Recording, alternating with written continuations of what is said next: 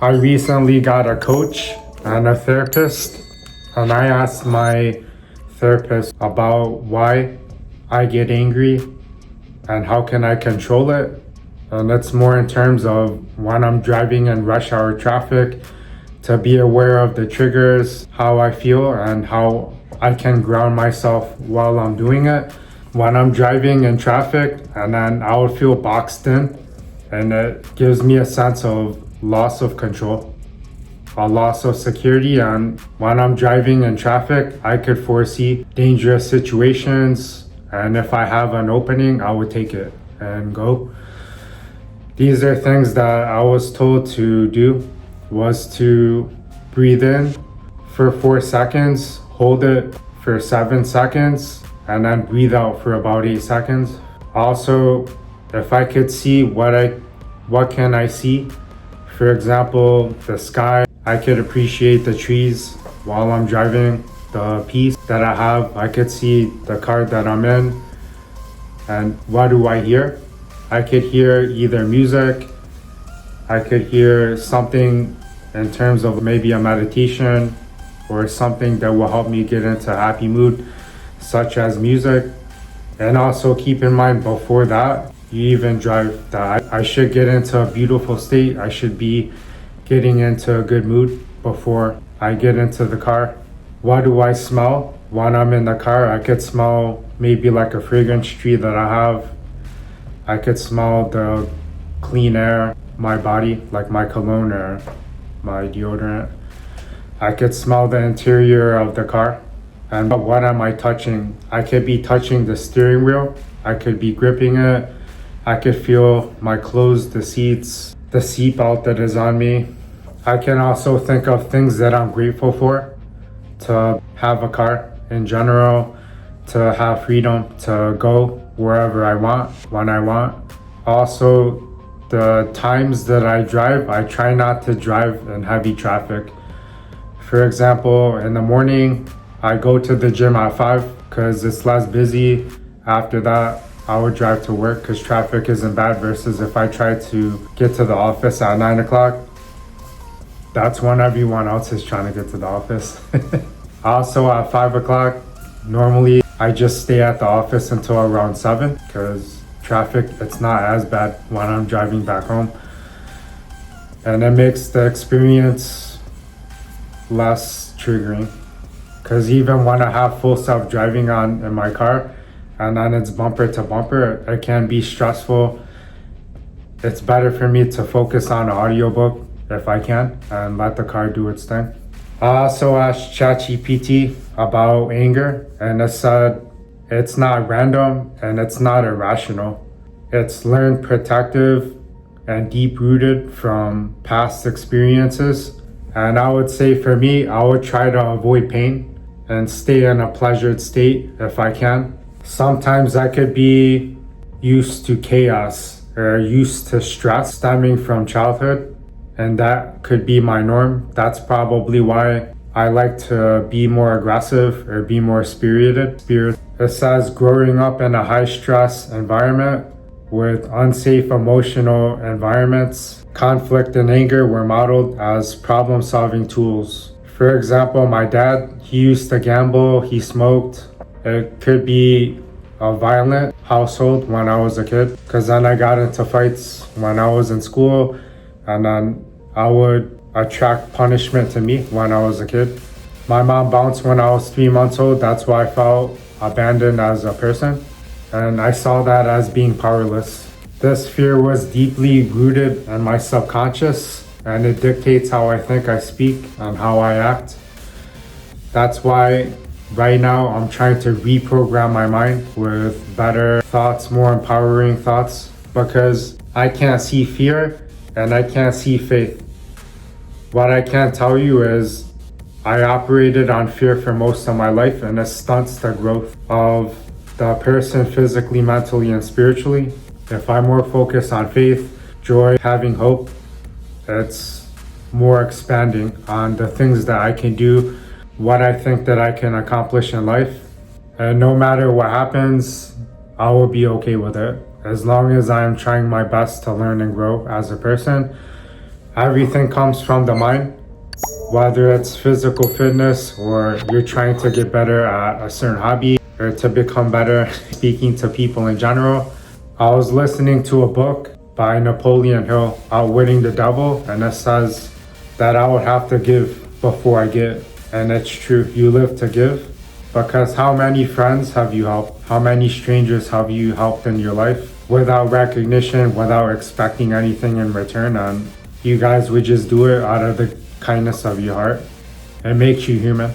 It also said that when I felt treated unfair, or if I'm being impatient or disrespected, these are triggers that my body would respond to. It's an old defense mechanism. Essentially, what I would be saying is I'm not safe and I need to fight. I think most of the time the battle is in my head because I haven't gotten into a real fight since middle school.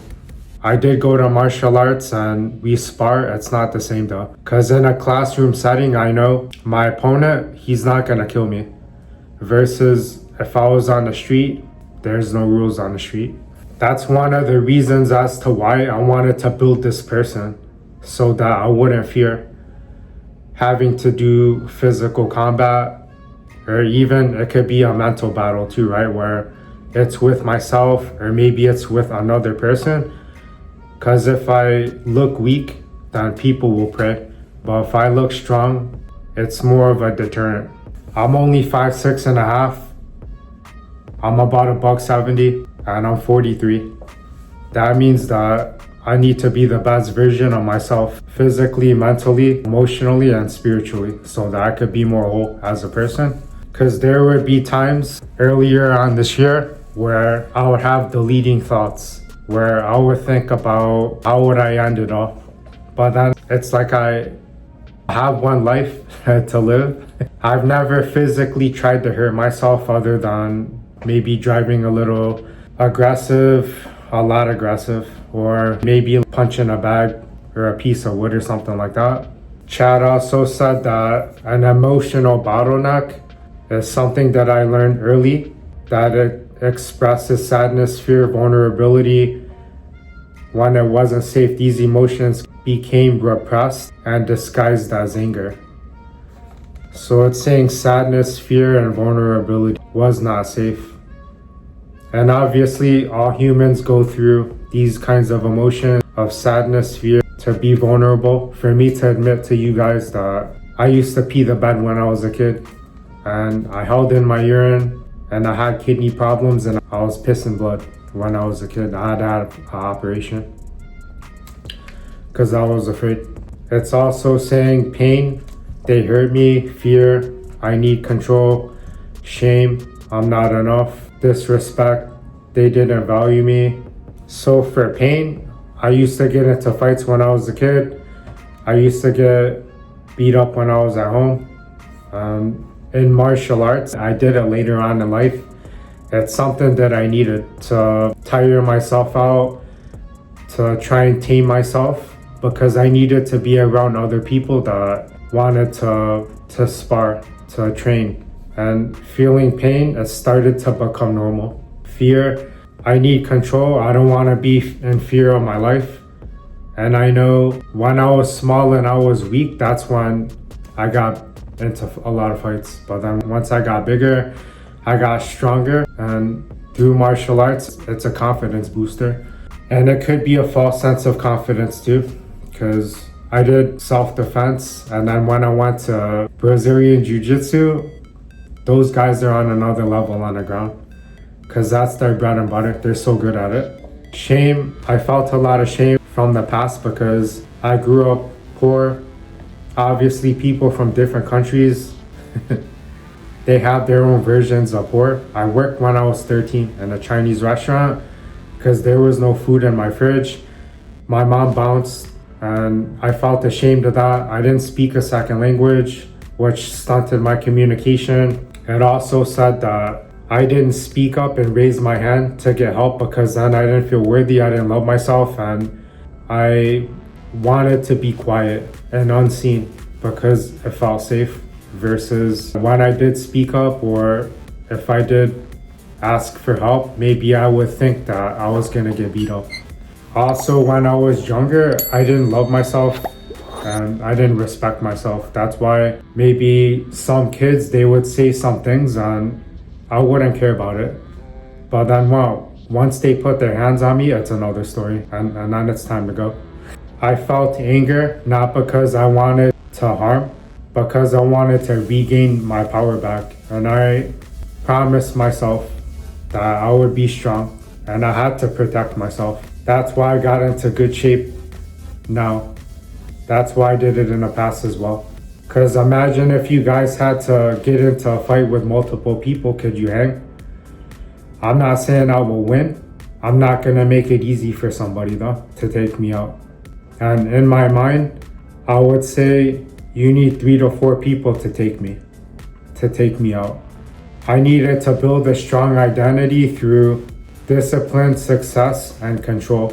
Because I know fitness is a good equalizer. To have discipline, it shows self-love, it shows respect for yourself. Even for anger, I would say sometimes I wouldn't know why. I would get triggered and angered until I would think about it. And you guys could journal, you guys could use ChatGPT, even like therapy whenever you're ready for it. Because therapy, it's more for trying to heal the past. Coaching, it's more for the future. And if you guys could dive into maybe plant medicines or even self-development coaches, books, those kinds of things, I believe that it will help you. It's an ongoing journey. And even for me, I'm still learning along the way. I wanted to feel understood and seen as a person. I wanted to perform to the best of my abilities. And I needed to guard myself from the externals, such as it could be junk food or TV, videos, content that doesn't serve me. It could be people and friends as well. Conversations that are not uplifting or empowering. I also noticed during my coaching and my therapy that they would ask me questions and I would dance around the questions. I wouldn't answer them directly. And I started to get angry at myself for doing it. I had to understand why was I doing it. And it's because I wanted to control the conversation, which is not good because I need to detach and let the mentors, the coaches, the therapists do the work that they need to do so that I could be helped. And I also needed to slow down and process the things that I wanted to say, process the questions so that I could grow. And sometimes I felt that I wasn't growing fast enough. And chat said that's subjective. I should more focus on the objective side and see the small progressions, because a lot of times it's not based on feelings. It's kind of a double-edged sword. The feelings, they are important and sometimes they're not. How to solve this issue? Name the real emotion. When I'm angry, ask myself, what am I really feeling right now? What's the root cause of the issue? For example, maybe I'm disrespected. I could be disrespectful to myself, my self-talk, and I have 50 to 60,000 thoughts a day. That means that I would have to have the most positive, empowering, optimistic thoughts, loving thoughts that I can to reprogram my mind and understand I've been living my life on the dark side for over 40 years and it will take time to change. It could take 6 months, it could take up to 2 years or a lifetime. Or I could be unseen. And that's kind of interesting because sometimes I don't want to be seen and other times I do want to be seen. I would more have to focus on what side do I want to show for the majority of the time and put in work to grow on that side, because I know I can be more social. It's whether or not I'm in the mood or not. Tony Robbins has something where he's priming the mind to get into a beautiful state, and it's more about breath work, working on stacking the things that you're grateful for, the good moments that happen. Maybe you guys got a new job or you got your degree, maybe you got a new car, you got married. And those are happy moments that you could stack and you could think about and you could feel them in your mind. And then also for your goals, if you could think about what you want to accomplish, maybe you want to get a new house, you want to work on yourself as a person to become a better speaker, maybe you want to get more side hustles, more money. And imagine how it will feel and how you would move and act when you're accomplishing these things, when they're here already. Because it's more about manifestation. It could sound kind of silly. It's something that you could try out, and when you're ready, it's possible to work. But I would have to believe that it is possible. Find a way over a way out. Also be aware of who you're associating with, your circle. Are they empowering you, or are you stagnant, or are they decreasing your value as a person? Reprogram the nervous system, the subconscious, so that these things would be automatic. I could say affirmations in the morning, journal. I could study and learn and practice these kinds of things every day through audiobooks, content. You're using chat as a therapist because you can't talk to it, then train it. It'll give you better answers if it knows who you are. So ask it to interview you. And remember everything. You could go into your personal settings. Anger is often just trapped survival energy. Sometimes for bad events, painful events, I will want to avoid these things. The solution is to go through them and not necessarily to dwell on them. Because then I would have to go through the pain to experience it and to release it and to let it go. It's a way to discharge it safely and to reframe things, because the meaning that I assign to my life and the emotions that I assign to it would dictate my destiny. And if you guys could think of life as working for me instead of to me. For example, my mother bounced, right? When I was 3 months old, I could say that's one of the most painful experiences that I experienced in my life. However, she wasn't supposed to be there, because I do believe that it would have held me down. Because if I'm around somebody who may not love themselves or is pessimistic, depressed, it'll hurt me as a person. That's one of the reasons why I don't necessarily talk to my family as much. I could say this kind of life, it prepared me to be responsible. I grew up poor. I was forced to work when I was a kid, to be responsible, to learn work ethic, to grow as a person. And I think that I did the best that I could. I don't necessarily have regrets. I wouldn't go back in time if I could. Maybe some advice that I could give you younger people, or even if you're my same age, is get better sleep. Make sure you get on a workout routine, track it, track your food, your stress, your finances. Look into self-development books, the more complete systems. I thought I didn't like to read because as a kid, my reading level was below average. And I failed the first grade because I didn't like reading. I didn't like reading those books. If you guys find the authors that are similar to you, that can solve your problems, you can look up top 10 best self-development books. A lot of books are free on YouTube that you could listen to them. If you like them, you could buy them in real life, listen to them and read them. And it's a double stimulus. They say books, I would only absorb up to 10 to 15 to maybe 20% at a time. That means that I would have to go over them again and again and again to get better at them, to better understand them, to practice. Because I know, for example, dating, I could read all of the books, I could watch all of the videos. It doesn't matter. Because practicing, it matters more than studying. Because, well, once you get to talking to women, it's whatever. Have an outcome independent mindset where it's all practice, you know? It's just for fun. It's saying to do these things daily. Is a body check-in. Notice tension in my jaw. I could clench it. If I'm feeling stressed out, my shoulders, they could droop over.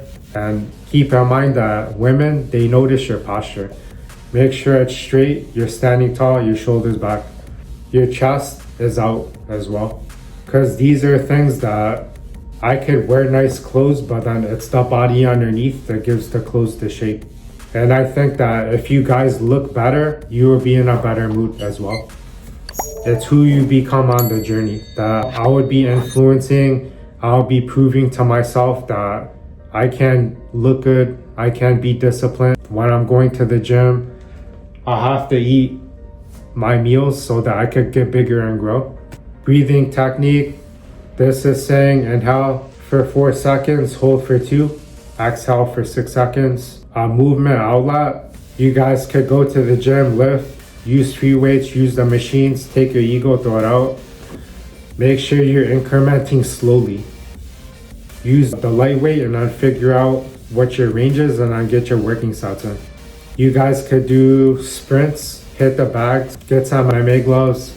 You could shadow box in the mirror. This is saying to take cold showers when you guys are in a rush. There's no real time to take a warm shower. Also, when you guys are done with your workouts, if you take a cold shower, it feels good. Maybe the cold shower wouldn't necessarily work because if I like it, it kind of negates the effects versus if it's something that I didn't like to do. I reparent the inner child. I'm 43 and I still have the version of the child inside of me. The 4-month-old boy who lost his mother, learned to survive alone. I got a chance to meet my mother when I was 38 and I asked her, do you love yourself? And she couldn't answer the question and she got angry. And I knew that she didn't love herself and that's why she never came back for me. And that I had to love myself. Self-love comes from within. It doesn't come from an external. Your mother, your girlfriend, your friends. It comes from me. My love comes from me. Your love comes from you. And when you guys watch Disney movies, there was a lifeless movie. And the mother gave the daughter a list, find your true love. And then she found a guy. I disagree with that because the love that I have for myself is proportional to the love that I could give to someone else. And if I love myself, then I would self-improve and become better to capture a higher quality person, such as myself. And I wouldn't put up with BS from another person. Because if I don't put up with BS from myself, I wouldn't put up with it from someone else. Each time I feel angry, tell myself internally, I'm safe, I'm not a kid anymore, and I got me, I'ma protect me. Rewire the nervous system to respond to the adult self and not necessarily the self that was wounded in the past. Because if you could learn about the experience that you've been through, write everything down, all of your blocks, and understand that I could be giving my energy to past events when it doesn't matter at all. To be able to release it, to let go, and to more focus on where I want to go instead of where I've been or where I am now. That's why forgiveness, it's more for me. It's not for anybody that hurt me. It's for me to move on. Because I could blame my parents. I'm not a little kid anymore. It doesn't matter. Because I had my life and I grew from it. And I'm going to shine no matter where I am. You guys are going to shine whether you're in a dark spot or whether you're on top of the mountain. It's just saying build an anger protocol. It's a 3-step framework. Whenever I feel that it's arising, stop and take deep breaths. I could listen to a stoicism track based on gratitude. I could journal out what I'm feeling, things that I'm grateful for. Ask myself, what am I protecting right now? Why am I trying to protect myself? Turn that energy into something positive, constructive, whether it's acting, it's planning, or communication. For example, instead of yelling, write down what crossed my boundaries, then calmly explain it after I cool down. Sometimes it's better to step away from the situation and then when I have a clear head, I'll come back. Integrate through certain structures. I could track the triggers that get me to the state. Identify the root causes. Did I get bad sleep that night? Am I fatigued throughout the day? How can I better manage my energy? Am I disrespected by myself or someone else? Are my needs not met? Test new responses where I could be in solitude I could listen to something that's funny. For example, listening to Joe Coy, a comedian, to get me into a happy state. Or think of something that you were happy about. Maybe you're hanging out with your friends. Take some deep breaths and log the emotional responses, the triggers, how you felt, why you felt it, to better understand instead of being frustrated. The goal is not to stop anger, it's more to master it and how to better transition into a happier state. It's more perception, how I see things, because how I think, how I feel, it projects out to the world and how I see the world. Master the anger so that it becomes a assertive power over an explosive dynamite. Take back your power and learn these kinds of things to thrive and empower yourself. What are the stories that you could use to empower yourself to be stronger as a person, to be the hero of your story instead of the victim? I hope you guys got a lot of value out of that. It's more for me. This is my therapy too. And I hope that you guys are doing well. I hope you guys are learning and growing.